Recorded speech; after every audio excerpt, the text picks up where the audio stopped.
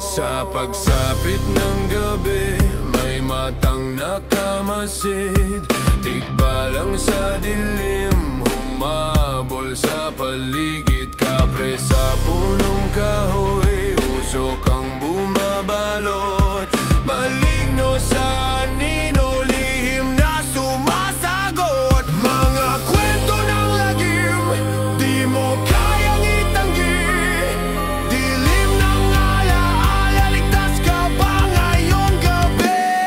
Kilabot Pinoy horror story, mga hiwagang sa dilim, bumabalik. Kilabot Pinoy horror story. Ligtas ka ba o sa takot ka matitigatig?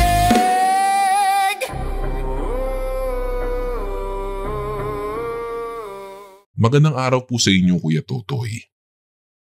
Itago niyo na lang po ako sa pangalang Romy.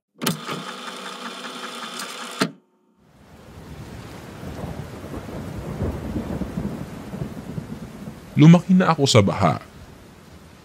Pero nitong taon lamang ay natutunan kong may mas madilim pa sa tubig at putik. Ang dugo ng mga pinapatahimik.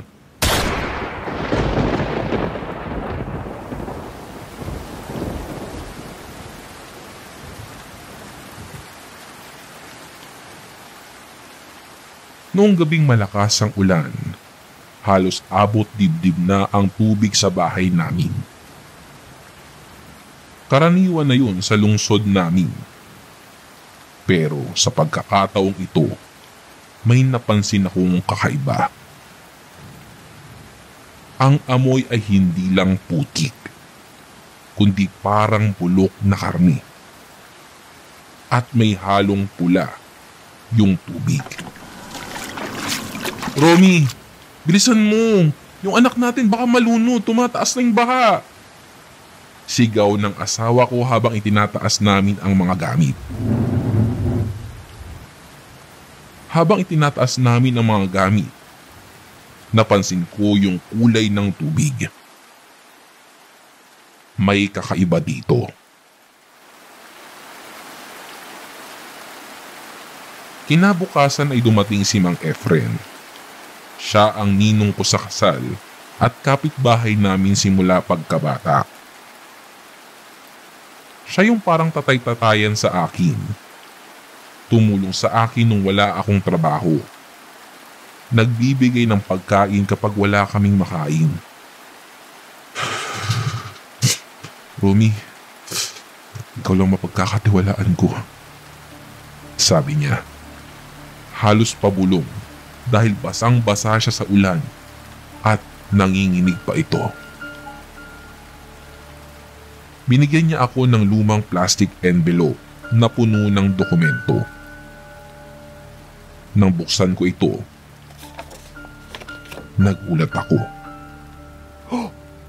Dito ko nakita ang buong sukat ng katiwalian. Nakita ko ang kontrata para sa flood control project. Ang nakasaad na pondo ay 2.7 bilyon para sa pumping stations at paglilinis ng mga kanal sa lungsod namin. Nakasaad din sa papeles ang detalye ng mga materyales. Merong graba, tubo, makina at iba pang kagamitan. May red stamp ito na nakasulat na paid in full sa pangalan ng kontraktor kahit wala pang nasisimulan. Nabasa ko rin ang liquidation reports at resibo. Halos lahat ng mga resibo ay peke. Yung mga suppliers ay hindi naman umiiral. Nakalista ang mga pangalan ng barangay officials, konsihal at contractors bilang approvers kasama ang kanilang mga pirma. Nakalagay ang napakalabong miscellaneous expenses na umaabot sa 400 million pesos. Walang detalye kung saan ito napunta. Meron ding listahan ng targeted individuals. May listahan ng mga tao sa lungsod na maaaring makialam o magtanong sa proyekto. Nakalista ang mga pangalan ng mga aktivista, homeowners associations leader, vloggers, at ilang mga barangay tanod. Sa tabi ng mga pangalan nila ay may code. Ang nakasulat dito ay follow up, suppress, or terminate. May nakasulat din kung saan itatapon. Ang nakalagay doon ay estero, warehouse, o hindi naman kaya ay ipaanod sa baha. Nandoon din ang mapa ng warehouse at dumping points. Detalyadong mapa ng mga lumang warehouse at estero kung saan ipinapatapon ang mga bangkay at iba pang ebidensya. Nakasaad rin ang schedule ng delivery truck at kung alin sa mga sako ang tao at alin ang mga ordinaryong basura. Meron ding payment record sa mga tauhan. Nakalista kung magkano binayaran ng mga tauhan na may direktang kinalaman sa pagtatapon ng bangkay. May cash vouchers at ledger na nagpapakita ng malalaking halaga sa under the table na hindi kasama sa opisyal na budget. Habang hawak ko ang dokumento, ramdam ko ang bigat ng dugo at katiwalian na nakasulat sa bawat papel. Hindi na ito basta kwento ng baha. Ito ay kwento ng buhay at kamatayan sa ilalim ng korupsyon.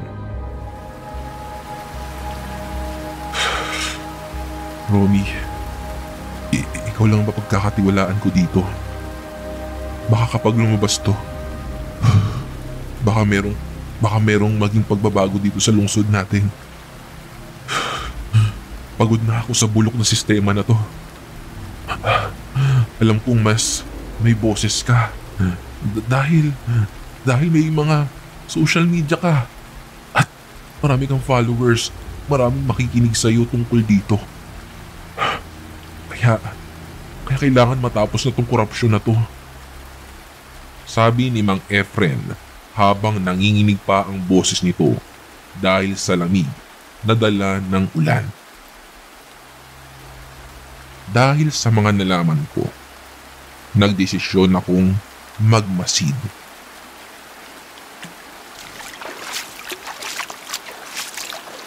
Sinundan ko yung mga truck na may dalang sako kahit bumubuhos ang ulan. Nauwi sila sa isang lumang warehouse malapit sa estero. Nagtago ako at doon nakita ko ang hindi ko dapat makita. Mga bangkay ng tao.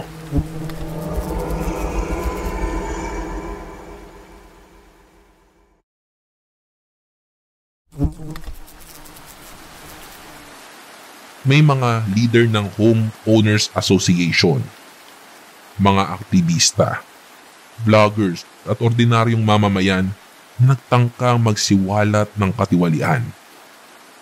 Nakabalot sila sa plastic. May mga sugat. May iba pang pinahirapan bago pinatay. Narinig ko ang bulong ng mga tauhan. Boss, tapos na to. Isunod na natin sa baha. Wala namang makakita at makakapansin yan eh. Akalain lang nila. Basura yan. At doon ko nalaman na lahat ng kumakalaban sa gobyerno, lahat ng nakakatuklas ng korupsyon, sila ang itinatapon o ipinapaanod sa baha.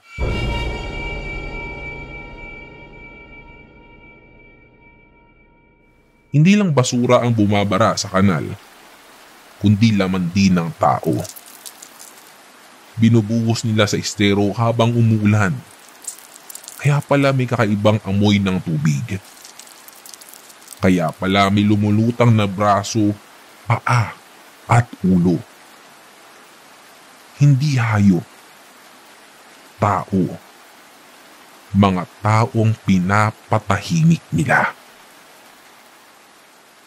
Na-record ko lahat sa aking cellphone. Plano kong i-upload ito.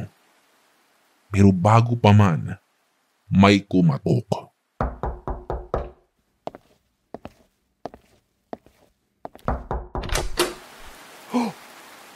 Mga pulis.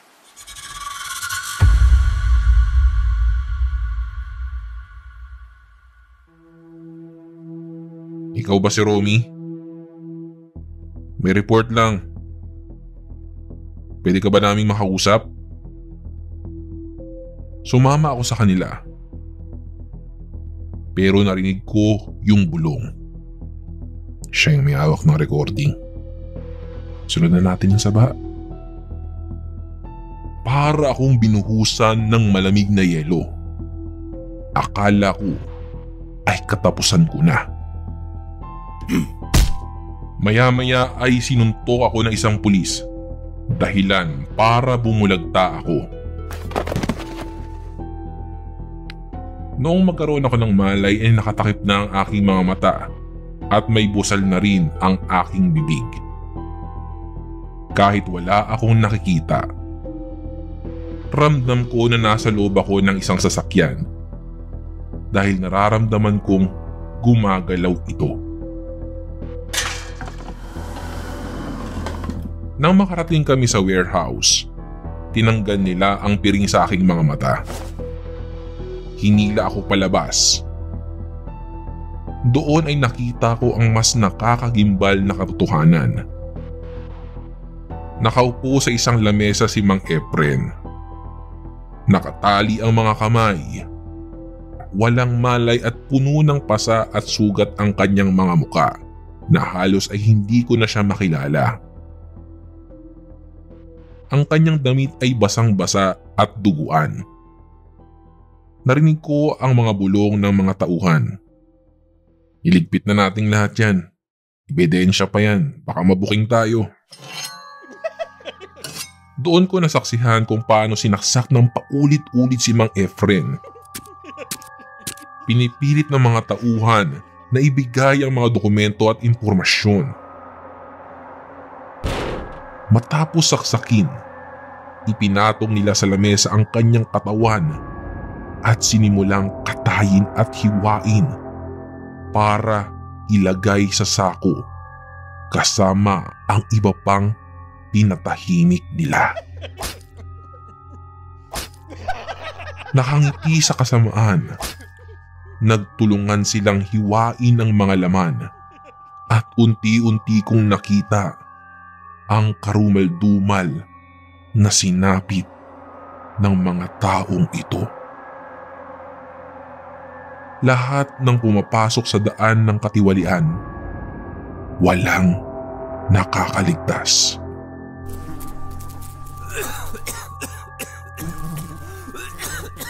Habang kinakaladkad ako ng mga tauhan sa loob ng warehouse, ramdam ko ang amoy ng dugo at bulok na laman na sumasanib sa amoy ng putik at baha.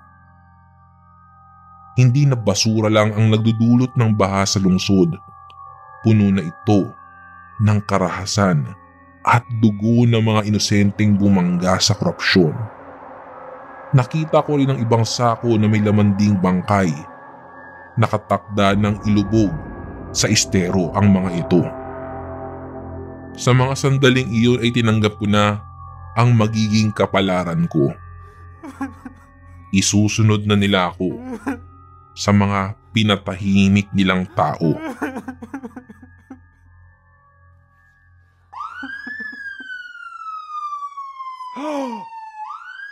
Ngunit bago pa man nila magawa iyon, may mga pulis na dumating. May nag-report daw sa media tungkol sa warehouse at doon natunto ng mga pulis ang katiwalian na nangyayari dito. Naguluhan ang mga tauhan. Takot na takot silang ma-expose. Dito ko nakita ang pagkakataon na makalabas. Tumakbo ako sa dilim. Basang-basa sa ulan. Hawak ang lahat ng ebidensya. Maya-maya lamang ay nagulat ako dahil napansin kong may humawak sa balikat ko. Paglingon ko, isang babae na nagpakilalang isa daw siyang journalist sa isang TV station. Tinanong niya ako tungkol sa flood control project at sa kung anumang katiwalian ang nangyayari dito sa lugar namin. Doon ko na iniabot sa kanya ang plastic envelope na ibinigay sa akin ni Mang Efren noong nakaraang araw na naglalaman ng mga importanteng dokumento para maisiwalat ang katiwalian na nangyayari dito sa lungsod namin.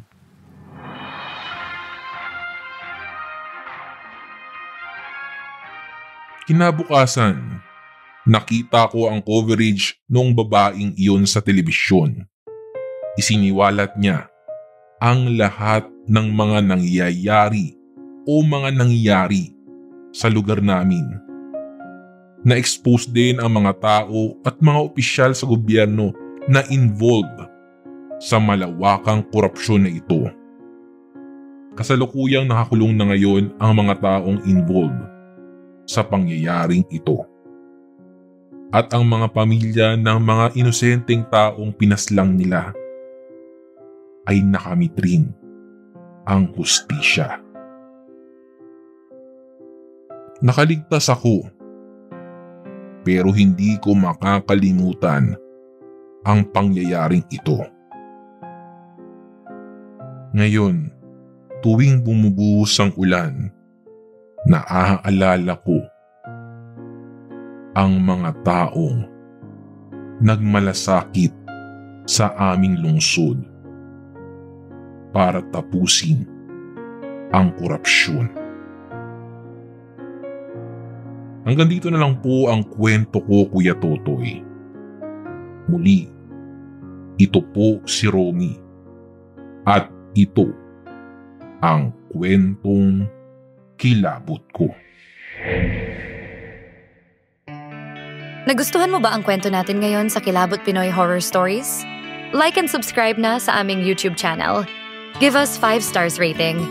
Kung may sarili kang nakakatakot na kwento, ipadala ito sa aming Facebook page o sa kilabotstories2021@gmail.com.